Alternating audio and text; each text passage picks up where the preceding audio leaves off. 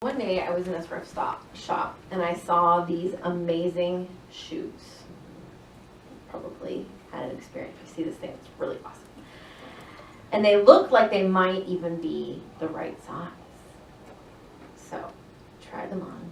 And with the kind of effort that would make Cinderella's stepsisters proud, I got those suckers on.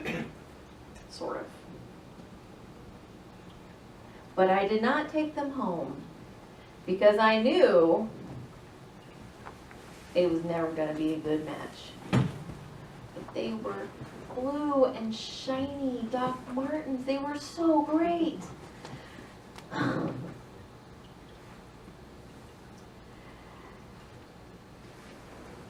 But it's unlikely that my feet were going to shrink anytime soon. That's just not how feet work. So, today, because we're talking about the season of nonviolence and all of these different attributes that can be a part of bringing more peace and joy to our world and our lives, I thought that was a great story about acceptance. Because you just have to accept the way, the shoes didn't fit. That's the end of the story. There's no getting around it. Now, I could have not accepted that, decided to buy the blue shiny shoes, and then either had to practice self-forgiveness in the fact that they'd been sitting in the back of my closet for a long time and I just spent the money on something I couldn't use, or self-forgiveness in the fact that my feet really hurt because I tried to wear them. Thankfully, I went with acceptance first. Now, there's several things about acceptance that we can consider in our quest for a more peaceful world and life. And one of those things about it is not accepting the truth. The shoes don't fit, don't buy them. That seems easy. But what if it's accepting that a loved one or someone you want to call, not going to call, or that they're not going to recover or make the choice that you want them to make, or that the state of things in the world or our life isn't what you want it to be. It's really hard to acknowledge that something isn't how you want it to be. And we have expectations of ourselves and of others that are beautifully high. We see the biggest dream. And yeah, they're sometimes unrealistic. And so I'm not saying that by accepting you just move on and give up. No. It's that if you have a firm idea of where you are, then you can take your next steps much more effectively.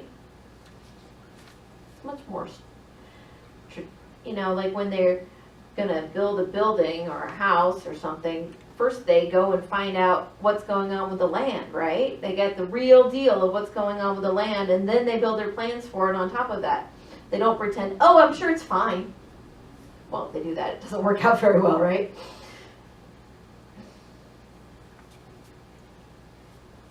I was thinking about figure skaters and gymnasts and about their routines that they do for competitions and all the practice that goes into those, and yet still at the last minute the athlete and their coach may say, you know what, you're just really not sticking the triple whatever, and maybe you need to make it a double because falling on your butt is not a good way to get points, and it's better to go with the lower point thing, right?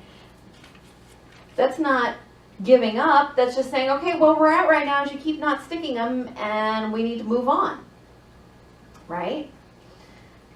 So we can be an optimist for the future. Well, someday they're going to hit that triple flip, whatever. But but we need to be where we're at. Accept the fact that where we're at is where we're at, and then we can go from there. And I'm not about to pretend that it's a long way to go to achieve some of the dreams that I have. But when we accept where we are and what is, we are on much better foundation to make solid plans to launch into our exciting, wild future. So I found this great quote from Deepak Chopra, which is pretty much what I just said. And he says, when you struggle against this moment, you're actually struggling against the entire universe. Instead, you can make the decision that today you will not struggle against the whole universe by struggling against this moment. This means that your acceptance of this moment is total and complete. You accept things as they are, not as you wish they were in this moment. This is important to understand. You can wish for things in the future to be different, but in this moment, you have to accept things as they are. Yep.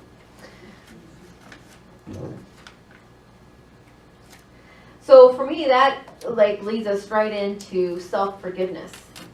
Because I think that we can get far too engaged in beating ourselves up about the things that we did wrong, because those are why where we're at right now is not where we wanted us to be, right? And so if we could just stop and say, well, you know what, things happen. I made a decision, and I can't change it without a time machine. I have yet to get a time machine. Looking forward to that, but so far don't got one, living in the present. And so I think that sometimes when we talk about forgiveness, for some people that means, okay, well, it means we're just saying whatever happened, it was fine. Well, sometimes it's not fine. And that's okay to say that, well, that wasn't a great choice. We learned from it.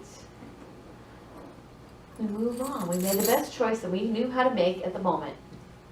Usually that's true, right? We made the best choice we knew how to make at the moment. Even if it was a really dumb choice, it obviously was the best choice we knew how to make at the moment. The best thing you can do is learn a lesson from it so you manage not to do that again. Forgiveness doesn't mean that we have to condone a choice. It just means that we get to choose not to let it take up space in our brain anymore. When we release that judgment, the shoulda, coulda, wouldas. Anybody ever had any shoulda, coulda, wouldas? We let it be. Just let it be.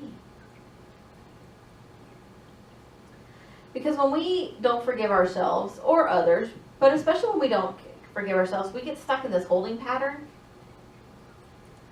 Because we can't go forward because we're still tied to that, right? Like a helium balloon tied to something. I'm not a fan of helium balloons, but still, we're stuck. We can't go on to the next thing because we're still stuck to that decision or whatever it is we're holding on to.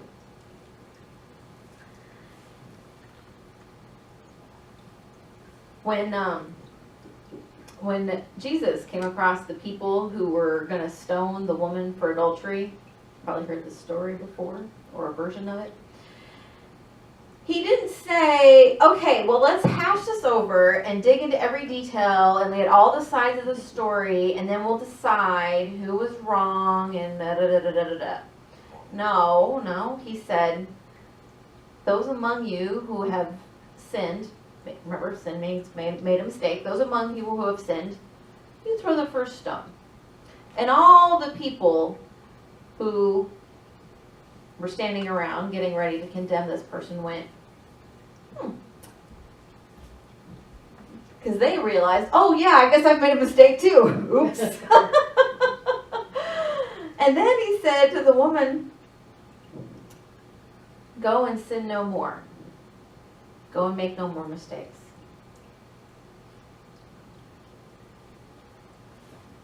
Because we've all done things. We just need to go and don't do it again. That's what that story's saying. Go and don't do it again. One of my favorite affirmations for a long time, when I realized I was feeling stuck, when you're feeling stuck about anything, it's a decent bet that you might have some forgiveness to do. And even if you don't, it never hurts. Throw some forgiveness on it, right? Then that affirmation is, I forgive and I am forgiven. I forgive and I am forgiven. Because it reminds me that I'm letting go of whatever, and it lets me be off the hook. Sometimes we think, I don't know, if we ever gotten ourselves caught up in a cycle where we're like, well, I can't let myself off the hook off that because so and so hasn't let me off the hook, and you go back and forth and back and forth, and it's like, let it go. Let it go. You're probably not taking up nearly as much space in somebody else's brain as you think you are.